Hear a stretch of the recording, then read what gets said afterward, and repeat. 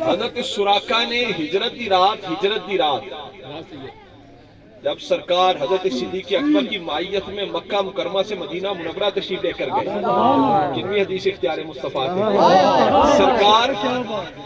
سرکار ہجرت کی رات، وہ بولو سرکار مکہ مکرمہ سے مدینہ منورہ تشریف لائے تو قریش والے 100 اونٹ دے انعام دا لالچ دیتا نا بھی جڑا حضور دی اطلاع دے گا 100 اونٹ انعام دیاں گے تے حضرت سراقہ اجے ایمان نہیں سن لیا ہے، اے 100 اونٹ انعام دے لالچ وچ نا شاہ سوار سن بڑے تگڑے اپنے گھوڑے تے سوار ہو کے نا پیچھا کرن لگ پے، سرکار کے بالکل قریب پہنچ گئے تو حضور نے زمین کو حکم دیا ڈائریکٹ زمین سراقہ کے گھوڑے کو پکڑ لی، تو زمین نے نا حضرت سراقہ کے گھوڑے کی ٹانگیں پکڑ لی، وہ ٹانگیں زمین میں دھنس گئی، حضرت سراقہ نے معافی طلب کی، حضور نے معاف فرما دیا، فرمایا زمین چھوڑ دے، زمین نے چھوڑ دیا۔ پھر وہ 100 اونٹ کا خیال ذہن میں آیا، پھر حضرت سراقہ پیچھے گئے، قریب آئے تو سرکار نے پھر زمین کو حکم دیا، زمین نے پھر حضرت سراقہ کے گھوڑے کی ٹانگوں کو پکڑ لیا، سرکار نے پھر اذن فرمایا، حکم فرمایا، زمین نے ان کے حضرت سراقہ کی معافی طلب کرنے پر زمین نے پھر حضرت سراقہ کو چھوڑ دیا، حضور نے آرڈر فرمایا، حکم فرمایا، اذن فرمایا، زمین نے پھر چھوڑ دیا۔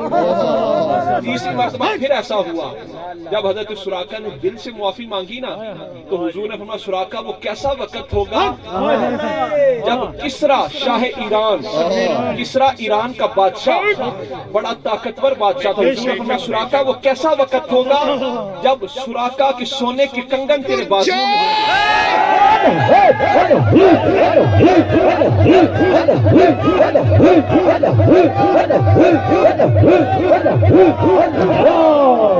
جب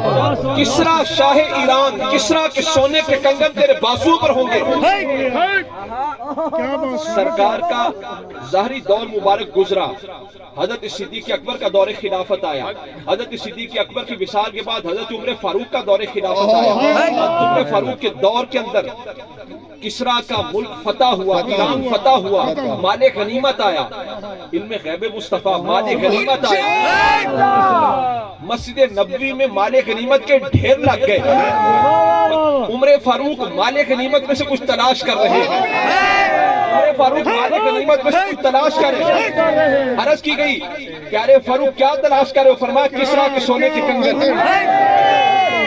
سارا مال غنیمت جب الٹ پلٹ ہوا، اندر سے کسرا کے سونے کے کنگن نکلے، حضور کو علم تھا کہ ایران فتح ہوگا، مال غنیمت آئے گا، کنگن ادھر ادھر نہیں ہوں گے، آئیں گے اور تب تک سراقہ بھی زندہ رہیں گے۔ عمر فاروق نے کسرا کے سونے کے کنگن نکالے اور آپ فرمایا سراقہ کو بلاؤ،